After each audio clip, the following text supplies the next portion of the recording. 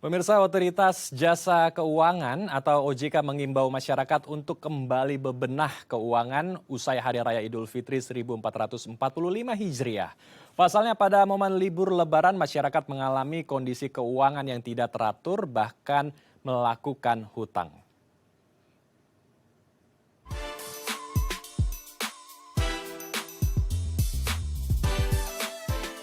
Momen libur Lebaran menjadi momen yang paling ditunggu untuk kembali ke kampung halaman, berkumpul bersama keluarga, dan pergi berlibur. Karena itulah, momen libur Lebaran menjadi momen yang memakan banyak biaya. Otoritas Jasa Keuangan atau OJK pun mengimbau masyarakat untuk kembali bebenah keuangan usai Hari Raya Idul Fitri 1445 Hijriah atau Lebaran 2024. Pasalnya, pada momen spesial ini tidak sedikit masyarakat mengalami kondisi keuangan yang tidak teratur. Bahkan tidak sedikit yang berhutang untuk menutupi kebutuhan biaya sehari-hari. Ya, untuk membahasnya lebih lanjut kita telah terhubung langsung dengan Barista Zwestika selaku perencana keuangan. Kita langsung sapa narasumber kita hari ini. Selamat siang Barista, Assalamualaikum. Apa kabar di sana Mbak? Selamat siang, Waalaikumsalam. Sampai greget jawabnya ya.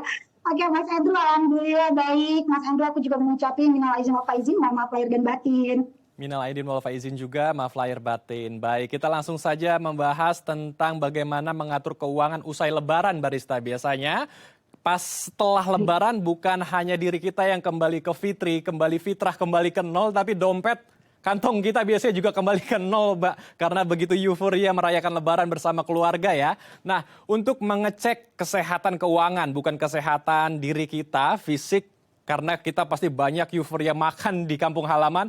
Bagaimana sih Mbak cara mengecek kesehatan keuangan kita dan indikator apa saja yang perlu kita perhatikan untuk menentukan nih kesehatan keuangan kita baik atau tidak? Oke, baik Mas Andrew, benar sekali gitu ya, bukan hanya kondisi fisik aja yang kita harus cek, yang paling penting adalah dari sisi kondisi keuangannya gitu ya. Seharusnya memang Lebaran ini tidak menjadi momen gitu ya buat kita, karena ini adalah momen-momen yang setiap tahun itu selalu ada gitu ya. Dan jadi seharusnya masyarakat kita sudah mulai belajar dari setiap tahun apa sih yang harus kita persiapkan agar kejadian pada saat setelah Lebaran itu usai keuangan kita tidak jadi berantakan gitu ya. Karena ini adalah momen-momen yang memang sudah setiap tahun pasti terjadi. Tapi kalaupun memang sebenarnya sebelum Lebaran ini memang sudah diatur tapi ternyata masih boncos juga gitu ya. Karena Lebaran ini kita kembali fitrah, tapi ternyata dompet kita juga kembali ke nol, itu kata Mas Andrew tadi gitu ya. Oke, apa sih yang harus kita perhatikan? Ada beberapa poin sebenarnya Mas Andrew yang harus kita perhatikan untuk memperbaiki kondisi keuangan kita saat ini. Yang pertama adalah kita mesti evaluasi dulu dari pengeluaran kita yang kita lakukan pada saat mudik Lebaran kemarin gitu ya. Kita mulai mencatat dan menghitung kembali pengeluaran yang kita lakukan baik selama bulan Ramadan bahkan sampai mudik itu selesai gitu ya. Nah, kemudian kita mulai identifikasi nih gitu ya, pengeluarannya ini berlebihan di pos-pos yang mana? Apakah di pos misalnya berbagi dengan keluarga, apakah di pos akomodasi gitu ya, apakah di pos untuk belanja oleh-oleh dan lain-lain. Kita juga mesti cek dulu gitu ya. Nah, kemudian yang ketiga kita pelajari pola pengeluarannya untuk memahami kebiasaan belanja dan potensi penghematan kita nantinya gitu ya. Jadi yang perlu kita lakukan pertama kali adalah evaluasi mau tidak mau dari pengeluaran yang sudah kita lakukan. Nah, kemudian setelah dievaluasi, baru kita bikin nih buat rencana keuangannya gitu ya. Ini karena kita mau ngomong apakah kondisi keuangan kita setelah Lebaran ini masih sehat atau tidak sehat gitu ya. Nah, kemudian yang kedua kita lakukan buat rencana keuangan. Oke, artinya ini mesti ditetapkan dulu. Keuangan kita setelah Lebaran ini mau kemana aja, apa akan kita keluarkan gitu ya. Nah, kemudian kalau bisa diusahakan adalah membuat prioritas pengeluaran. Dari skala prioritasnya kewajiban, kebutuhan baru keinginannya gitu ya. Karena bisa jadi pada saat momen Lebaran ini keuangan kita kondisinya sangat terbatas gitu ya. Tidak menutup kemungkinan juga masih banyak yang terlibat dengan hutang piutang setelah Lebaran usai gitu ya. Nah, kemudian kita cek dari sisi kondisi keuangan kita mulai dari dana darurat atau tabungan kita. Pada saat kemarin Lebaran atau mudik ini ada yang terpakai atau tidak. Kalau ada yang terpakai artinya ini menjadi PR. Bagaimana kita mengatur nanti strategi untuk investasi untuk menutup kembali dana tabungan atau dana darurat yang sudah kita pakai tadi gitu ya. Nah, kemudian kalau misalnya saat ini kita masih punya utang gitu ya, ini juga mesti kita cek juga apakah nanti kita masih sanggup lakukan pembayarannya atau tidak. Nah, ini juga harus dibuat strateginya. Nah, kemudian yang terakhir, alokasikan dana untuk menabung dan investasi karena tadi kita punya tujuan-tujuan keuangan yang tetap harus kita lakukan gitu.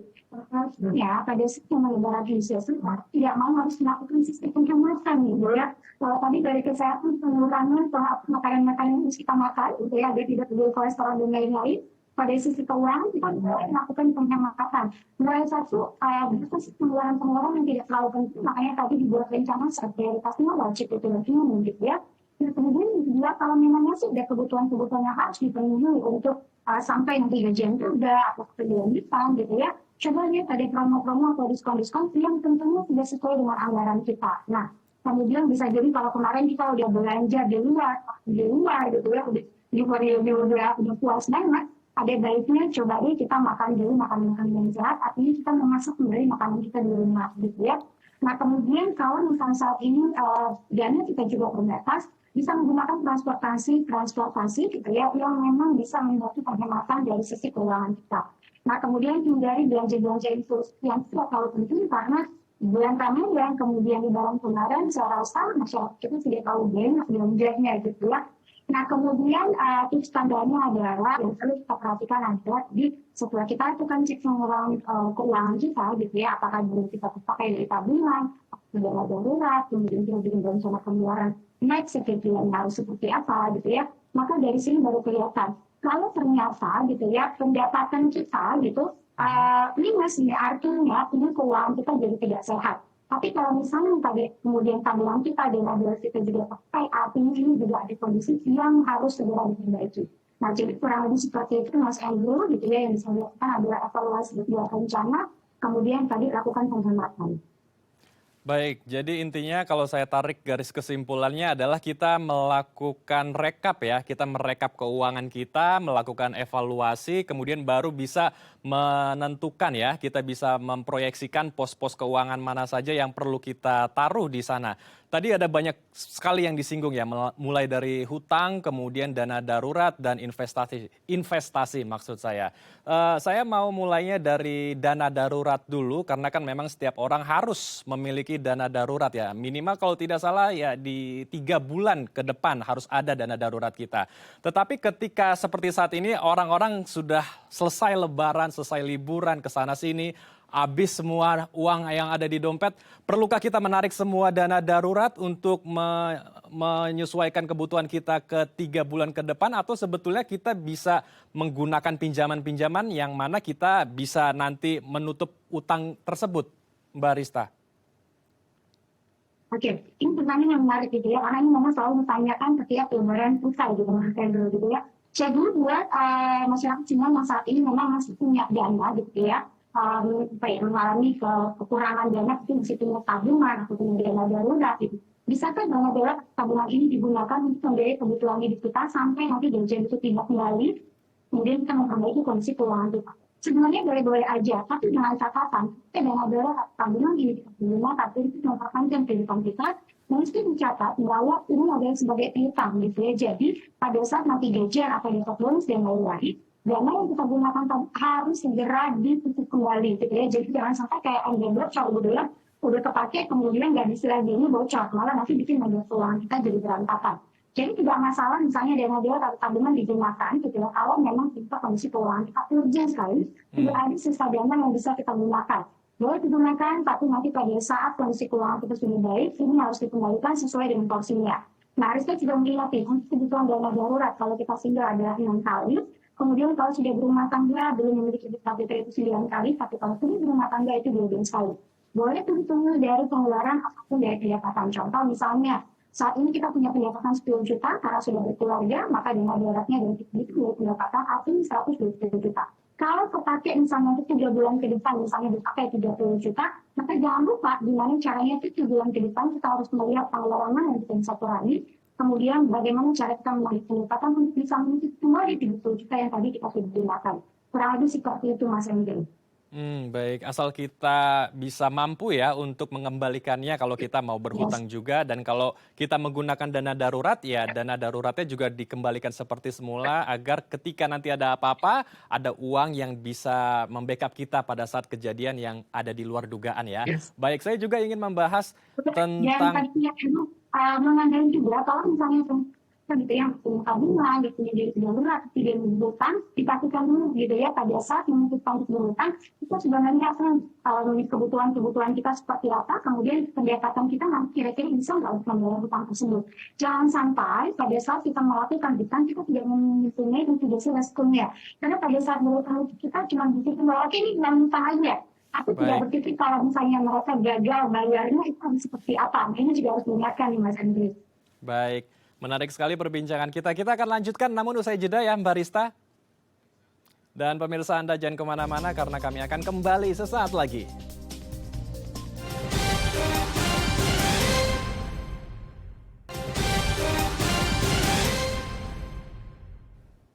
Terima kasih pemirsa Anda masih bersama kami di Halo Indonesia. Kita akan lanjutkan perbincangan hangat kita bersama dengan Mbak Rista selaku perencana keuangan.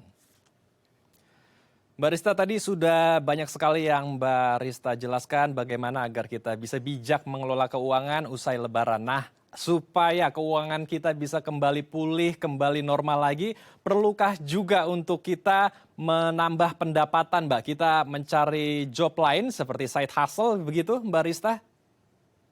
Oke, ini pertanyaan yang menarik gitu ya. Jadi kuncinya perencanaan keuangan itu adalah satu begini Mas. Kalau Hmm, misalnya memang tidak ya pendapatan kita kurang gitu ya. Jadi kuncinya dalam merencanakan keuangan itu adalah satu tambah sumber pendapatan atau kurangi pengeluaran. hmm. Mana yang mudah untuk kita lakukan gitu ya. Apakah tadi yang pertama nambah sumber pendapatan atau yang kedua kurangi pengeluaran. Tapi biasanya orang tuh selalu bilang kalau pilih dua-duanya agak berat, pilih salah satu juga berat gitu ya. Tapi kalau misalnya memang kita mau kondisi keuangan kita jadi lebih baik lagi, mau tidak mau dua-duanya harus dilakukan nih Mas Andrew gitu ya. Karena kalau hanya nambah pendapatan tapi pengeluarannya juga tidak terkontrol, ini juga agak sedikit repot gitu ya. Jadi percuma.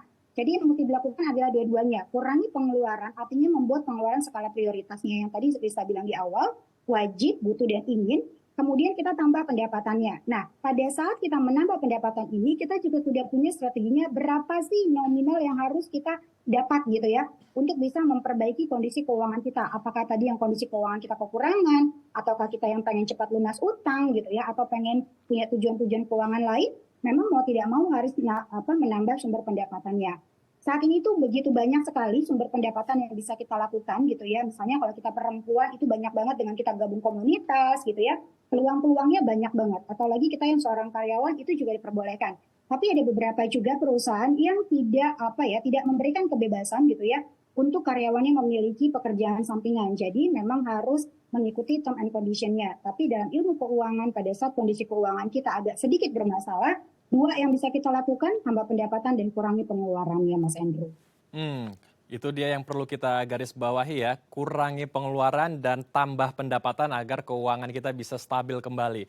Masih berbicara mengenai side hustle, ketika kita berada di zona tersebut, side hustle, perlukah kita juga melakukan pivoting ya, keluar sedikit di jalur, yang mana jalur itu juga sebetulnya bisa menjadi magnet untuk pendapatan tambahan kita, Barista? Ya. Oke, sebenarnya kan masyarakat kita ini kebanyakan berada di jalurnya zona nyaman gitu ya Mas Andrew. Padahal sebenarnya zona nyaman tidak sebenarnya benar-benar aman gitu ya. Jadi tidak menutup kemungkinan pada saat ini contoh misalnya Rista menjadi seorang perencana keuangan, tiba-tiba Rista menjadi seorang model gitu ya. Nggak apa-apa sih kalau misalnya kita keluar dari zona nyaman, ternyata itu memang bisa menghasilkan pendapatan buat kita gitu ya. Jadi bagaimanapun peluang-peluang itu bisa kita coba. Nanti dari sana ketahuan mana sih peluang yang sebenarnya benar-benar sesuai dengan passion kita, sesuai dengan apa yang kita mau, dan sesuai dengan apa sih target keuangan yang mau kita punya gitu Mas Andrew. Jadi saya rasa sih tidak masalah ya gitu. Baik, jadi tidak masalah asal di situ bisa ada pundi-pundi rupiah dan kita yakin kita bisa melakukannya ya. Oke, Yes, kalau betul. ada juga Ini orang, juga nih Mas Andrew. oke silakan.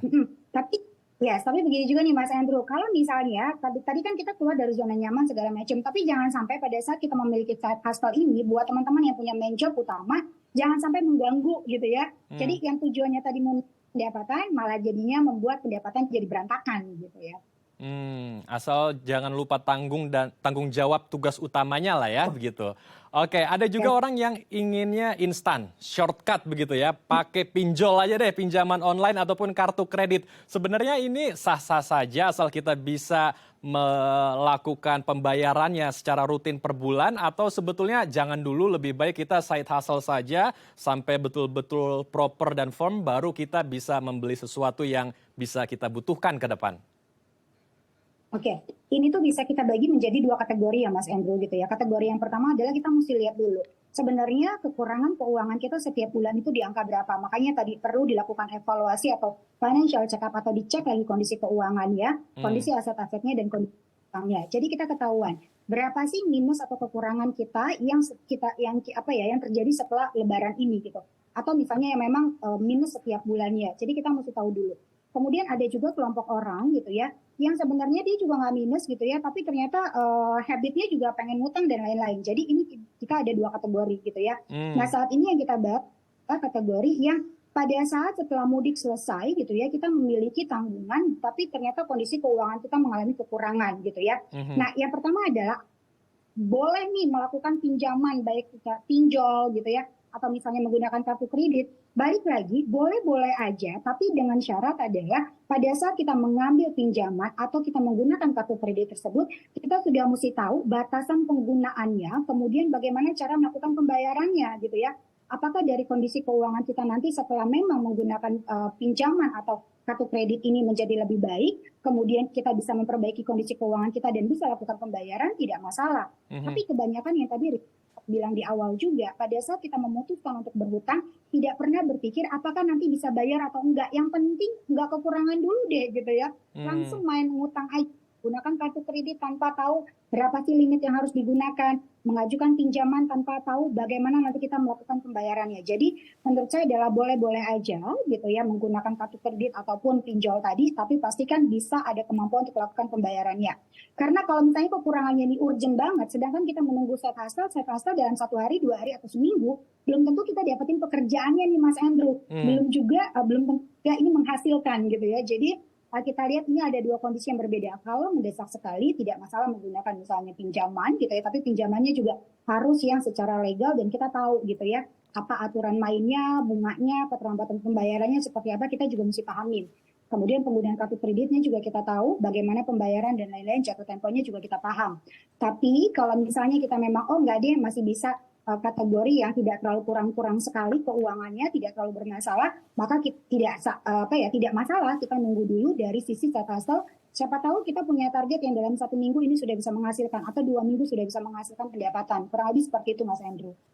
Baik, luar biasa sekali inputnya. Terakhir Mbak Rista, setiap orang memiliki profesi pekerjaan yang berbeda-beda, gaji pun juga berbeda-beda, pengalaman setiap orang juga pasti berbeda-beda. Apa pesan Barista agar kita dari setiap kelompok manapun bisa bijak mengelola keuangan sehingga bisa bertahan setelah libur Lebaran, Barista? Baik, setuju dengan Mas Andrew gitu ya. Ngomongin tentang keuangan ini adalah sebuah seni gitu ya. Bagaimana cara kita mengelola keuangan, kemudian bagaimana cara kita mendapatkan, bagaimana cara kita menggunakannya, dan bagaimana cara kita mengembangkannya. Dan seni ini setiap orang udah pasti berbeda-beda gitu ya. Tapi yang satu yang pasti, seberapa besar pun pendapatan kita atau seberapa kecil pun pendapatan kita, tetap harus dilakukan penganggaran keuangan atau anggaran budgeting dengan tepat gitu ya. Karena kalau tidak digunakan atau kita tidak membuat anggaran atau budgeting dengan tepat, maka tujuan-tujuan keuangan kita juga jadi berantakan gitu ya. Jadi masalah keuangan ini bukan harus dengan nominal yang besar gitu ya, tapi dengan nominal yang kecil itu pun tetap harus dilakukan anggaran gitu ya. Jadi buat teman-teman semua gitu ya, masyarakat Indonesia mau tidak mau, yuk kita harus punya mindset satu bahwa uang itu tidak selamanya selalu hadir dalam kehidupan kita ya. Uang juga bisa hilang dalam sekejap, uang juga bisa aja kita yang nggak ada gitu ya. Jadi pastikan uang tidak selamanya hadir dalam kehidupan kita. Kemudian yang kedua, bijaklah mengelola uang, karena kalau bukan kita yang bijak mengelola uang, maka kita yang akan dikelola oleh uang gitu ya.